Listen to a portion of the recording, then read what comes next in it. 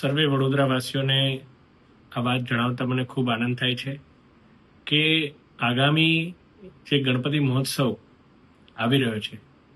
એને લઈને તમામ જે આપણા નગરજનોની જે માંગણી હતી એના માટે વડોદરાથી રત્નાગીરીની એક સ્પેશિયલ ટ્રેન આગામી 21 ઓગસ્ટથી 4 સપ્ટેમ્બર સુધી